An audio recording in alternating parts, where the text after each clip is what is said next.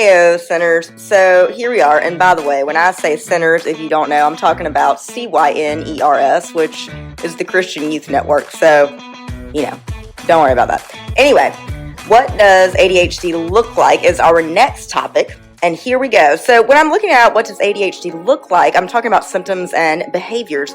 So symptoms of ADHD, we first need to recognize that they can very easily and most often interfere with daily activities and relationships. It begins in childhood, but the majority of the time, it absolutely continues into adolescence and, of course, adulthood. Don't worry, I'm a living, breathing example if you want to see an adult on ADHD. So let's just look at, because obviously this is Christ Teen Podcast, let's look at ADHD in teens. So symptoms of ADHD in teens are absolutely similar to those of ADHD in children, and I'm just going to give you a brief list right now. We'll go into some, more things that you can see if you're wondering if you have it, you can check off in just a bit. But just some quick ones: distractibility, disorganization, when I say distractibility, squirrel. Not being organized, poor concentration, hyperactive or being overly active, impulsivity, and inability to control impulses and behaviors. In fact, let me just go ahead and give you a quick little hint that the Bible speaks to these behaviors and these impulses. So for impulsivity and inability to control impulsive behaviors, I'm turning to Proverbs 28:26. Whoever trusts in his own mind is a fool, but he who walks in wisdom will be delivered.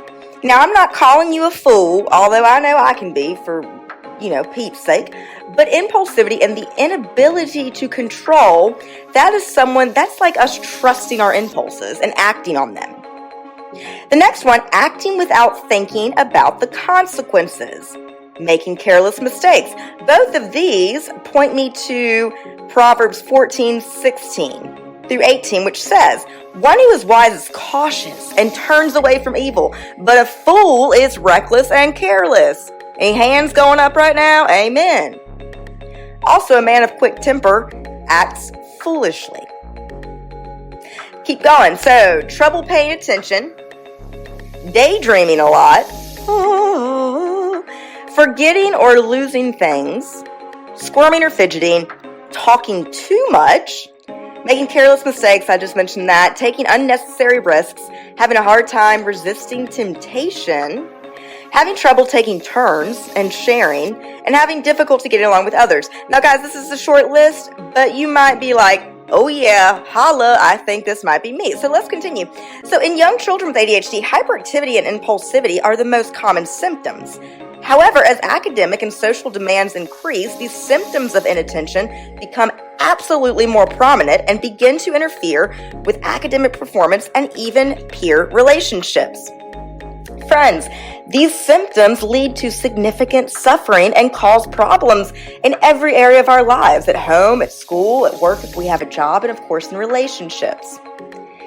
But it is absolutely important for both us to have grace for ourselves and even maybe our parents to tell you that these symptoms are not the result of us being defiant and absolutely not being able to understand tasks or instructions. In fact, I mentioned in the previous verse, many people with ADHD actually have a relatively high IQ. So it's not that there's a deficiency, and it doesn't mean that we just can't understand things. In adolescence, typically your hyperactivity also often becomes maybe less severe, but it will turn into things such as restlessness or fidgeting. Teens with ADHD are also more likely to engage in impulsive, risky behaviors, including substance abuse and unsafe sexual activity. Yes, we are teens, and this is a Christian podcast, but I'm not scared to talk with you about things like sex and substance abuse. It's a very real thing in your lives in terms of what you see on TV, no friends that do it, all of the above.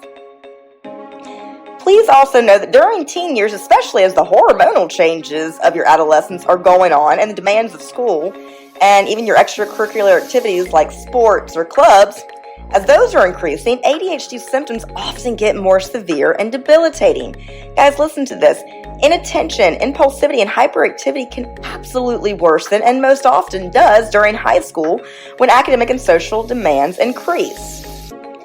Now, let's just go ahead and take a brief snapshot of what you're also dealing with, even if you don't have ADHD. Figuring out how to fit in, or how not to be noticed if you don't, take up a lot of headspace if you're a teenager today. You probably go out of your way, and don't worry, we all do, but most of you go out of your way, and way out of their way, to avoid attracting unwanted attention. And when you are struggling to cope with symptoms of ADHD, you might be hiding in plain sight, or trying to, but hey, with ADHD, that's not really an option. Most adolescents in general lack in general the confidence and maturity to embrace their differences, let alone explain them to friends. Most of us also feel frustrated, anxious, completely overwhelmed by the amount of effort it takes just to get through a typical school day. To add to this, if you have ADHD, deficiency in executive functioning, which I defined in the previous step, but in short is this, it is our brain's actual ability to prioritize and manage our thoughts. These deficiencies make simple, ordinary tasks, like maybe following a conversation, being organized, staying on task, or even completing homework. It seems like these are monumental challenges, and friends, they are. We haven't even mentioned pimples, periods, peer pressure, first crushes, all of that, let alone navigating other hallmark of teen years, such as learning to drive, experimenting with drugs and alcohol, learning about sex, all of these things. So combine all of that, my dear friends, with ADHD impulsivity, and things obviously can become dangerous for us. If you are currently finding yourself wishing you could fast forward to the end of your adolescence, honey, you ain't alone. And I need you to hear that, because so many teens are like, so many adults might say, my high school years were my best years. First of all, that makes me sad for them. But secondly, guys, high school is freaking hard. Middle school is hard. And you need to know that if you feel like this is the hardest thing I've ever done, or maybe even have thoughts of, I just don't want to be here anymore, guys, you're not alone. So during high school, academic and social expectations, like we mentioned, they obviously tick up. Teens have more autonomy and less structure both at school and at home. You also have less teacher oversight when it comes to completing assignments. Think about it this way. In kindergarten, your teachers would constantly walk around while you're making whatever Play-Doh, assignment we might have. But they're constantly keeping you on track. Now, fast forward into middle school and high school, guys, that's part of the experience. They're not going to email you to make sure you're doing your homework. You might find that your parents actually step off a little bit because we're preparing you to be adults. For teens with ADHD, this newfound independence, it absolutely can backfire and even exacerbate some of those symptoms. I know, it's a double-edged sword, but stick with me, there's so much hope. 3 things I want to talk about real quick. If you are in middle school or high school and you might have ADHD, there are 3 main places that I want to give examples of that you could, again, define, am I dealing with this? So the first one is social functioning. Many people with ADHD exhibit difficulties in peer relationships due to impulsivity, hyperactivity, and maybe even aggression. Frequently interrupting people, difficulty coping with frustration, and poor social skills can obviously negatively impact early friendships. Research actually shows that children who have ADHD have fewer friends and are less likely to be accepted by their peers and are more likely to experience social rejection during their teenage years. If you are dealing with this, I want you to hear again, you're not alone and you're not wrong, and God did not make a mistake when He made you. Importance of peer relationships obviously increase during adolescence as you spend more time engaging with your peers. It's pretty simple. Something else to keep in mind is the impact of ADHD on those executive skills needed for the maturity necessary to have successful relationships. Guys, if you don't know this, your brains are not fully developed until your early teens, whether you have HD or not. But for people with ADHD, go ahead and add 3 to 5 years to that timeline. Guys, I want you to hear this is a physical. You are not, it's not a mental impairment. This is physical in your brain. All right, second point is academic functioning. This is where a lot of us might go, oh, okay, that makes sense. Academic problems are actually one of the key features of ADHD. It's associated with poor grades, poor reading and math standardized test scores, increased rates of grade retention, detention, expulsion, all of the above. The demands of middle school and high school can place additional stress on students diagnosed with ADHD. The difficulty of the workload increases, and nightly assignments are often replaced with long-term assignments that require planning and organizational skills, which obviously our brains have a hard time doing.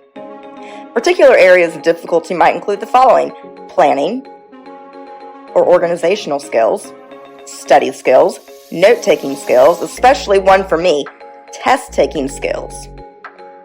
The third one is emotional functioning. Many teens with ADHD experience other difficulties. We actually see in research that high levels of camaraderie between ADHD and mood disorders, anxiety disorders, and depression. Come on, am I talking to anybody right now? In fact, one study found that adolescent females with ADHD have a 2.5 times higher risk of major depression than female adolescents who don't have ADHD. What does this mean? Well, it means that teens with ADHD need extra emotional support from their parents, their teachers, their peers, and if you have a youth group or a youth counselor or a mentor, you need that extra emotional support. The behaviors that, in fact, some adults in your life view as frustrating or annoying are the very behaviors that trigger anxiety and low self-esteem in all of us with ADHD. And in fact, if it is left unchecked, these ADHD behaviors and symptoms can intensify and result in symptoms of anxiety or depressive disorders. In addition to this, due to the impulsivity of ADHD, emotional regulation is a struggle. Now combine increased pressure, those high academic demands, low social interaction skills, and low emotional regulation skills, and it all adds up to teens with ADHD struggling with numerous social, emotional, academic struggles each and every day. Guys, it's also not uncommon for teens with ADHD to forget assignments, lose textbooks, or even forget to bring the necessary supplies home, and most frequently become bored with their daily classwork. Teens may become inattentive or excessively attentive. They might not wait their turn before blurting out answers. I struggle with that. They also may interrupt their teachers and classmates. They might rush through assignments. They may also be fidgety and find it tough to sit still in class. And often, teens with ADHD are so busy focusing on other things that they forget about the actual task at hand. This is especially seen with homework, maybe even athletic skills or drills, and in relationships. The lack of attention to what they're doing often leads to bad grades on tests and being passed over even for sports teams, clubs, after-school activities, and peer groups. I do want to put a brief caveat in here that I've personally dealt with this.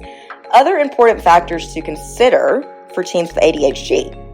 Driving can absolutely be a very hard thing for teens with ADHD. Doesn't mean you don't do it, but just being aware of that. We talked about teens with ADHD being impulsive, risk-taking, more immature in judgment and thrill-seeking than those without. Teens with ADHD are more likely to be heavy drinkers or have problems with drinking. Also, teens with ADHD are frequently the targets for extreme bullying. Again, I want you to hear, you are not alone in your struggles. As we mentioned, ADHD can last into adulthood, so those of you that might already be diagnosed, you're like, what is it going to look like when I get older? Well, here's just a quick snapshot. Many ADHD adults, which I am one of them, struggle with our daily skills as well. In fact, many adults have never been diagnosed. The symptoms can cause difficulty in our workplace, at home, and with relationships, just like teens. And all of the symptoms will look different at older ages. For example, hyperactivity may appear as extreme restlessness as we get older. They become more severe when the demands of adulthood increase as well. ADHD can lead to poor self-esteem and social function when it is not appropriately treated. In addition to this, we may experience absolutely poor self-worth, being very sensitive to criticism, increased self-criticism, thinking that we are not worthy, thinking that we are wrong or broken, and all of this is stemming from higher levels of criticism throughout life.